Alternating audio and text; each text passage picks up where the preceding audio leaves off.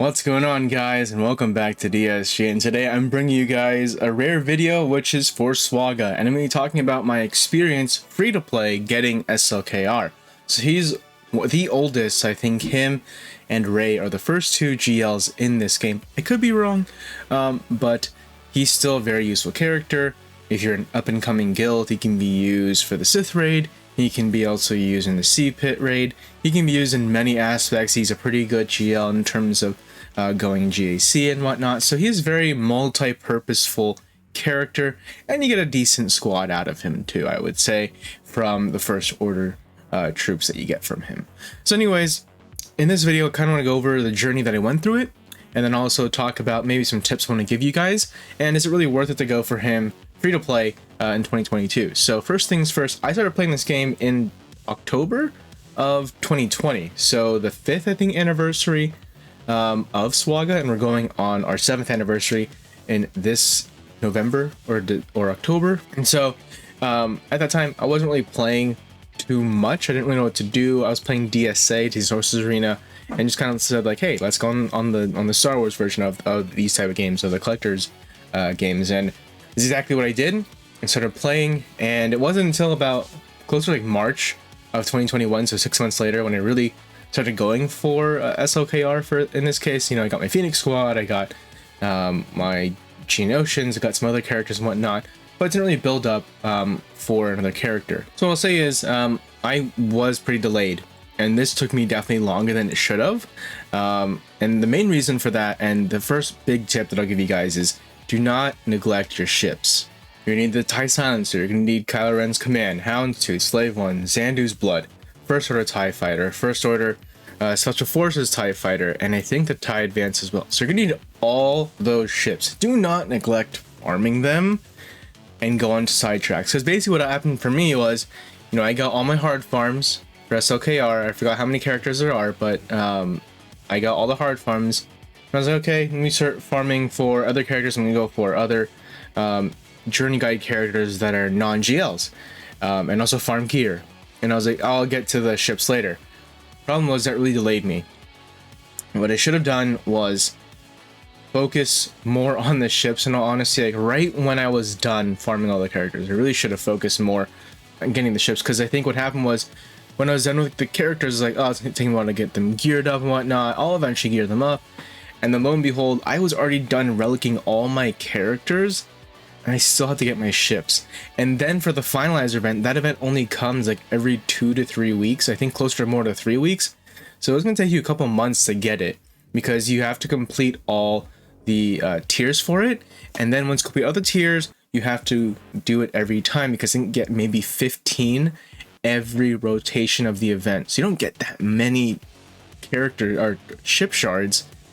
And then it takes you a long time to get it, and you need all these ships.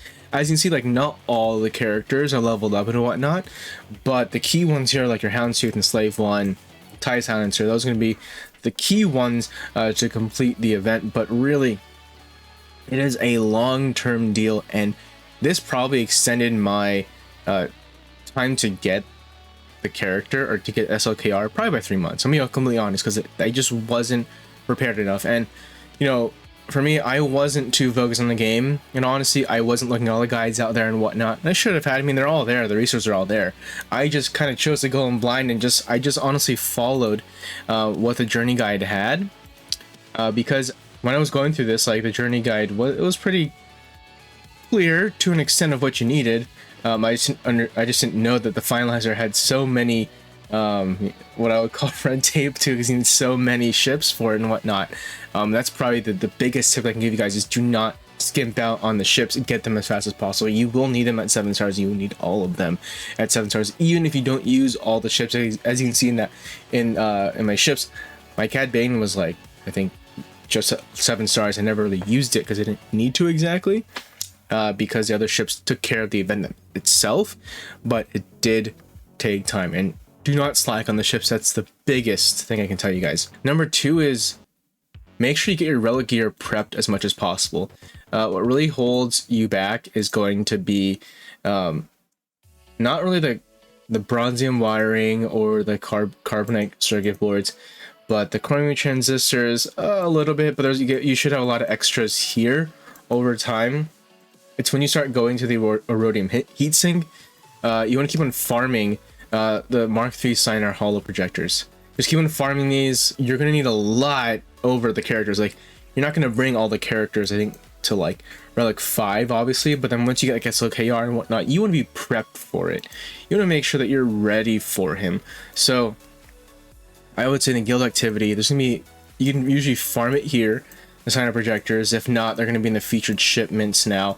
Make sure to scroll down. They're going to be here for like 2700 get 3, but if not, they're going to be here. You don't decide to farm them unless you need them from a character, but like with energy. But I would say like you're definitely better off going here and getting it here, just farming it, because you're definitely going to need it. And they go pretty fast because not only do you need it for the characters, you also need it for the relicking part as well. So that's also another tip I have for you. And also being an active guild. Being an active guild is going to be obviously very important. I was in an active guild, so I was probably, you know, losing out on a lot of like just gear opportunities. Like you weren't doing super high territory wars.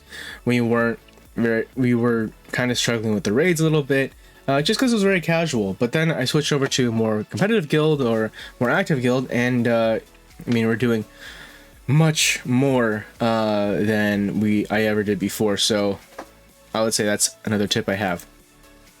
Now, one thing that's going to stump you probably is once you do complete all the prereqs and the steps, is that you're going to probably get stuck getting the tickets. So you don't see it here, but there will be like the dark side tickets. It'll be right around here, or making this imaginary box.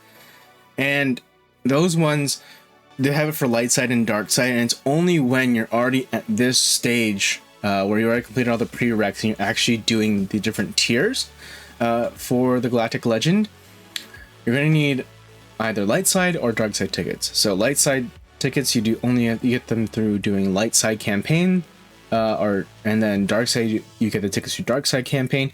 I don't actually understand how they calculate things, because I would do the same energy, like I would do like, I don't know, let's say 8 attempts on a certain piece of energy, and it was costed 8 energy per attempt, and I did 8, so it's like 64.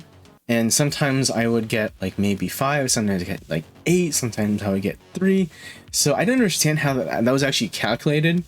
I was trying to see if there's a correlation between how much a gear was dropped and how much you got, and sometimes it had a correlation, sometimes it didn't, so it was a little bit confusing. But that's really going to slow you down, because for the last tier, I know a lot of guides say get your SLKR to Relic 5 and you should be pretty cool. I just went straight to Relic 7 because, one, I want to make my SLKR as strong as possible, but two, it's just make it easier on yourself. Just get to the highest relic is what I would say. Like, don't try and just play it soft and like, hey, okay, just get into this one point and then kind of go through it and conserve my gear. And let's say, hey, he's GL, he's a very sought after GL at this point. Like, people still have him in high regard, and I would still use him for the long term. And this is going to be the first ultimate. It's going to be the slowdown probably for you, just to get it. All the tickets need 70 for this last one. Unfortunately, I know I already did it, so you don't see it up here, and obviously my first GL, so I learned the ropes the hard way, I would say. Bring everything back together for my tips, I would say. Don't skip on the ships. Make sure you have all your relicking set, pre-farm everything, and pre-build everything, because you can see here exactly what you're going to need. And so it's like, hey, just knock them off. For KRU, get your materials for Relic 7, then get your materials for another Relic 5 character, another Relic 5 character, Relic 7, Relic 5, Relic 5. So prep all that gear. A lot of Mark III Sinar projectors, so get that ready. And that's really going to, I think, prep you and make it a lot faster for you, because it really shouldn't, I think, take you more than a year, especially free to play. It should take you like less than a year, in all honesty. In my experience, like I said, went blind. Sometimes I wasn't playing as actively, and that's what caused me to be a bit slower in terms of progressing. But I still think it's great to go for it. But here's what I'll say in terms of my choices. So I'm gonna zoom back out to the journey guide. Okay, and as you can see, yeah, I have the Yoda, I have the Palpatine. That's like the first couple things that people get, right? For their legendaries, and I have the Throne of Ichu, etc. But what I don't have is I only got like Chewbacca and C-3PO recently. And CLS was maybe a couple months ago. I got Padme a little while back though, because I did boost my Guardians. Teen Oceans as like my first team. But as you can see, like I don't have that many key legendaries. Like, I don't have my Revens. I don't have like on any of these higher tier like Dark Maul, like Gas, anything like that. Shifts wise, I'm lacking. There's legendaries I don't have that I wish to put more focus in. Simply because I was so focused on SLKR, and that's where all my resources went. You know, when you do your refreshes and whatnot, it takes all the energy. Sometimes you get like good drops, sometimes you won't in terms of gear. And that's just all RNG based. But now I'm like recircling, and if I had to be completely honest, I think you'd be better off if you went after some of these teams first. Like going after that CLS, going after Padme, going after some of these guys. I know AP Games talks about this. Like, you're better off earlier on getting your first, you know, I don't know, million or so, 1.5 million, maybe 2 million GP, and getting a couple teams under your belt, like a Jedi Knight Revan, like a Darth Revan, like the C-3PO teams and whatnot, and the Padme and the CLS and whatnot. I think you'd be better off doing that, and then also maybe getting a Gas or Darth Malik or this Luke. I forget the names. Luke Skywalker. I know he's it's not JML, but there's you know, he has a name too. I think it's JKL, Jedi Knight Luke. Is this specific Luke variant?